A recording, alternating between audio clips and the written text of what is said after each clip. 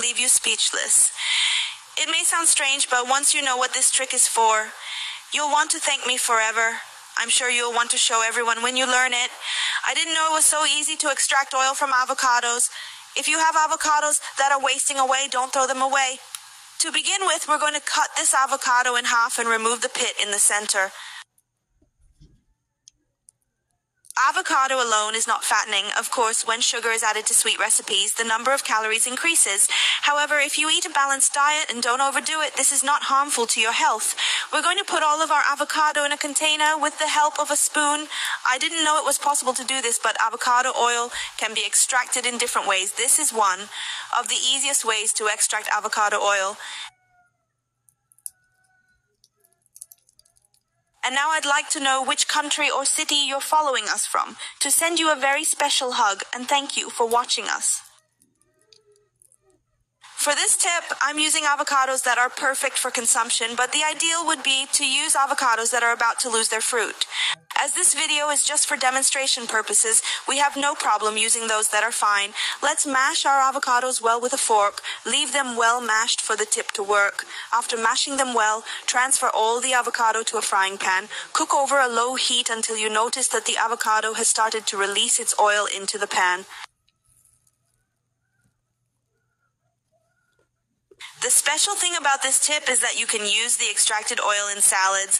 It's delicious and easy to make. If you've made it this far, you've enjoyed today's tip. Send this video to a friend and don't forget to like it. When you reach this point, you can remove it from the heat and it will be ready. Let's transfer all the mixture we've prepared to another container. Here I'm using a sieve to transfer all the mixture. The sieve is used to extract all the oil from the avocado.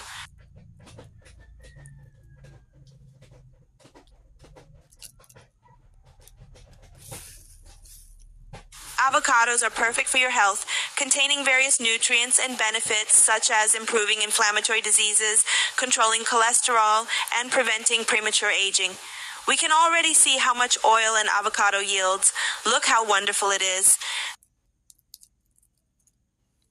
This avocado yielded that amount. It's simply perfect. Avocado oil helps protect the cells of the pancreas against free radicals and therefore improves the function of the hormone insulin, preventing insulin resistance and diabetes.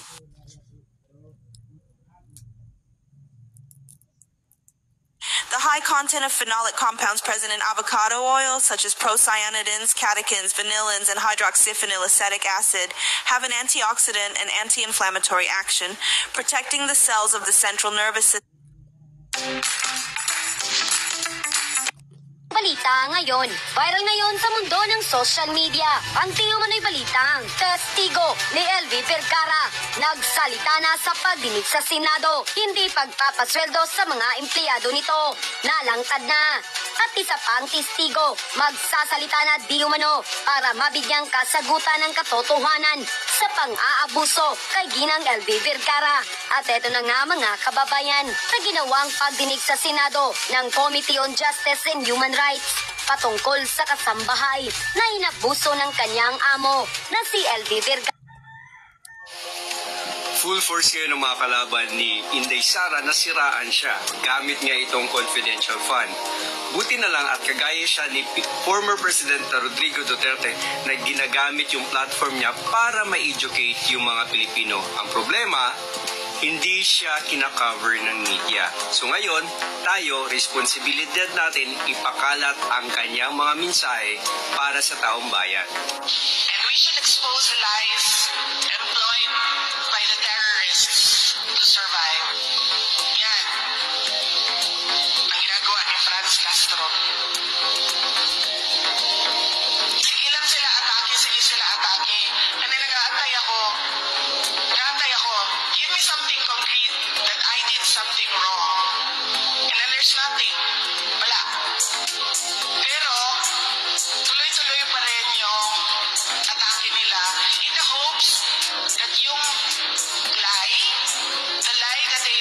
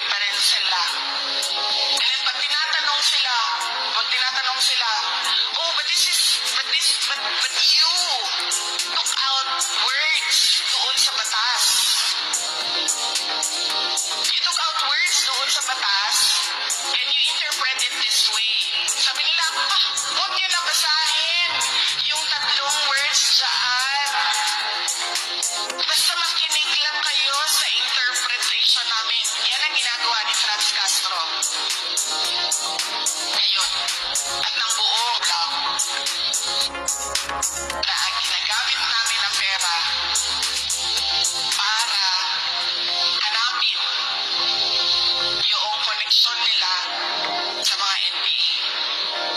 Tapos sasabihin ni Franz Castro, oh, tingnan nyo, kulang ng 2 million ang enrollment ng DepEd. Tanungin nyo si Inday Sara nasaan ang 2 million na learners ng Department of Education. Kasi hanggang ngayon, kulang ang enrollment nila. Ikumpara natin sa number last year. Pahanap niya sa akin ang mga bata na para bang kinuha ko yung mga bata na yan kasi kung saan-saan. And take note, hindi ako yung may kaso ng kidnapping. Hindi ako yung may kaso ng human trafficking. Si Franz Castro, kinuha niya yung mga bata saan sa Talaingod. Kasi ililipat niya doon sa Manila para mag-rally. Siya yung may kidnapping. Siya yung may human trafficking. Hindi pa tapos ang isang buwan ng pagbubukas ng aming klase. Pinapahanap niya sa akin ang 2 million na para bang kinidnap ko yan lahat at ayaw ko sila mag-aral. Yan yun.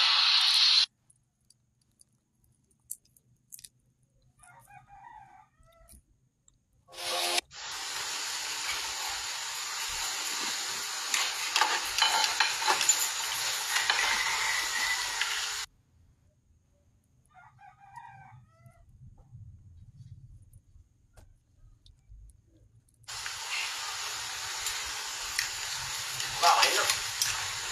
Tubig na, boga. Hindi lang.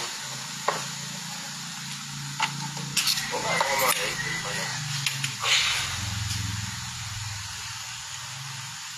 Ayun na.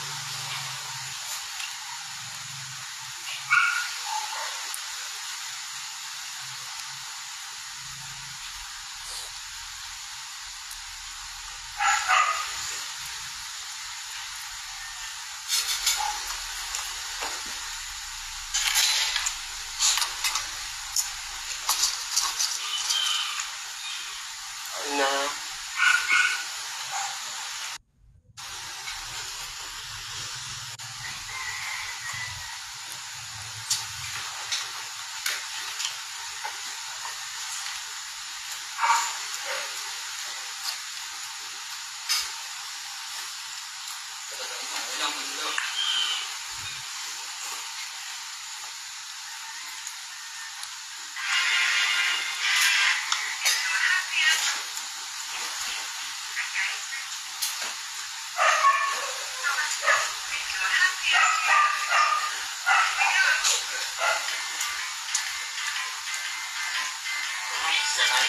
May, ano tayo?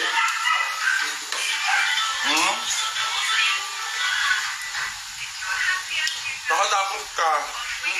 Nakatakot ako sa'yo. Bakit? Nakatakot ko.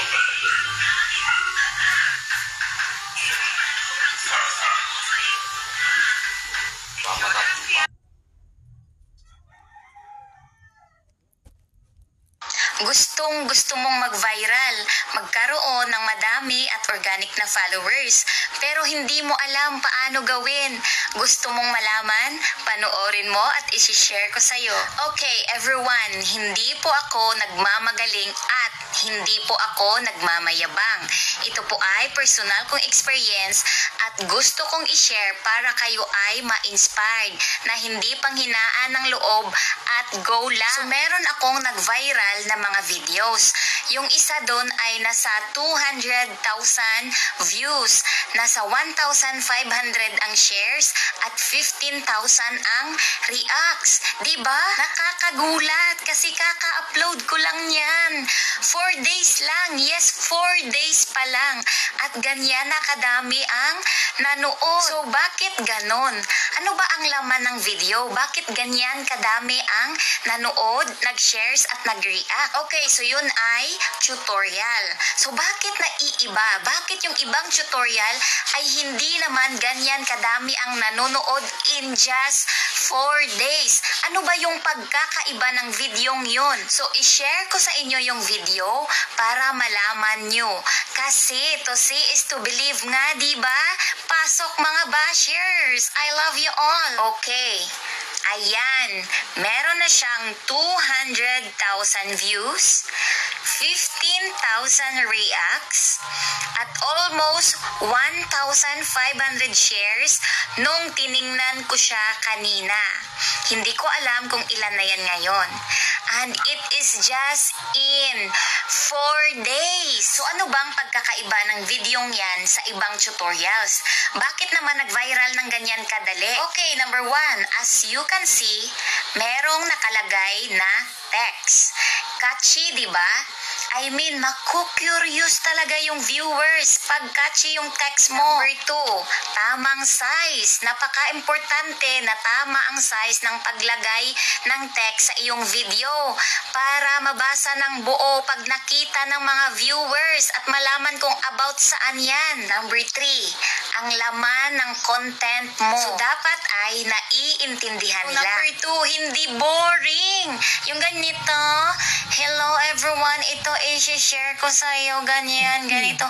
Hindi ganon. Na parang lantang gulay ka. Abay, hindi ganon. Ikay i-skip at i-chapera ka ng mga viewers. 3, informative at nakakatulong. Entertaining at nakakapag-catch ng atensyon. Good quality, hindi blurry. Kagaya ng relasyon nyo, blurry. Buo ang impormasyon para naman buo din ang kaalaman.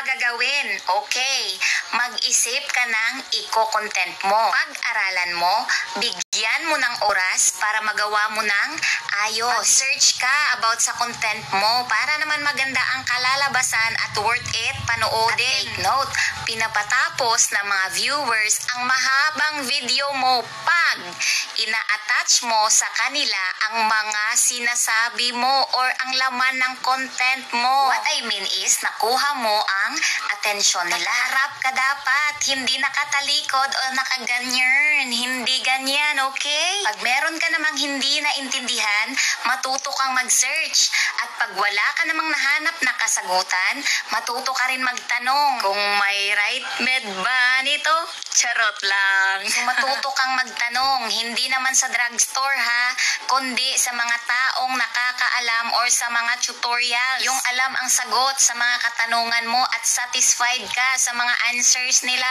Next, lagyan nyo naman ng effort pag kayo ay nag-i-edit. So importante din na pag nag-a-upload ka ay merong caption kung ano yung laman at kung ano ba yun about saan yung content mo. Maglagay ka rin ng thumbnail. So ano ba yung thumbnail? Abay, entay naman at ipapakita ko. Charot. Okay, ayan yung thumbnail. Pwede kang pumili dyan ng isa.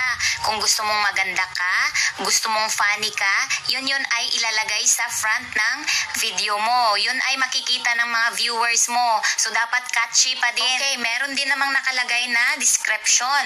Yun ay ilalagay mo yung ibang impormasyon ng iyong video. At wag mo din kalimutan maglagay ng hashtag. So, ano ba yung hashtag? Ito, ipapakita ko ulit. Okay, for example, itong video ko, ayan, mga hashtag word yan. About din naman yan para saan yung content mo. Para kung merong naghahanap na related sa content mo, ay maisasuggest din ni Facebook. Lalabas din yan doon. Isasuggest niya din dyan sa mga naghahanap ng ganyan na content. Next, mag-engage ka din sa mga followers or mga nagko-comment sa video mo. Kang isna, bad yarn. Sa mga nagtatanong naman or nagko-comment, nako, ayos ayusin nyo naman magtanong or mag-comment dyan. Masagot din kayo ng ayos. At yung mga nagko-comment, habaan nyo din naman yung comment nyo kasi yung mga content creator ay mas napapansin yung mga mahahabang tanong or mahahabang comments. Huwag yung puro, hoy, pansinin mo. Ito dilitin. I-dilitin ko kaya yung kilay mo. Gusto mo yun? Charis. Ganun na, dapat friendly. Ayusin, okay? Peace tayo dito. Titingnan din kung maayos yung pagkakatype. Kagaya sa isa kong viewers, meron siyang katanungan. Pero yung tanong niya ay, paano sir, atay a kidney? Ha? Ano yan? Uy, nag-tutorial. Hindi ako nag-aadobo ng atay at kidney. Ano ba yan? At kung ibang language naman yan, abay hindi ako nagsasalita ng kuri-kurikok language. Ayusin nyo. Gamitin natin yung ating national language para mas madali tayong magkaintindihan. Doon naman sa mga nangihingi at nagmamakaawa na i-follow. Naku naman, itigil nyo na yan. Hindi naman kasi kayo mamomonetize kahit marami kayong followers. Ano yung panonoodin nila dyan? Yung followers mo rin? Hindi ganyan. Dapat mag-content ka. Mag-isip ka ng content mo. Mag-upload ka ng magandang video at magandang content para isang araw magba-viral ka rin. Bibisitahin ka rin ng mga viewers kung gusto nila yung content mo. Tiwala lang sa sarili at tiyagaan mo. Magkukusa yan silang magfa-follow sa'yo pag meron silang pinapanood at nagustuhan nila. Pinapaugtas nyo talaga ako, ha? Makes sense naman, di ba? Hindi ka naman talaga mamomonetize kahit na milyon yung followers mo. Tapos wala kang content. Di ba? Meron tayong brain. Mag-isip tayo at gamitin. Huwag palaging high blood. Na pula yung dashboard mo. Nanirigla yung dashboard mo at hindi ka finalubak. Naku po. Doon naman tayo sa mga nanghihingi ng star. Mga madam. Nako, yung star ay kusang binibigay yan pag gusto ka ng mga viewers or ng mga followers mo.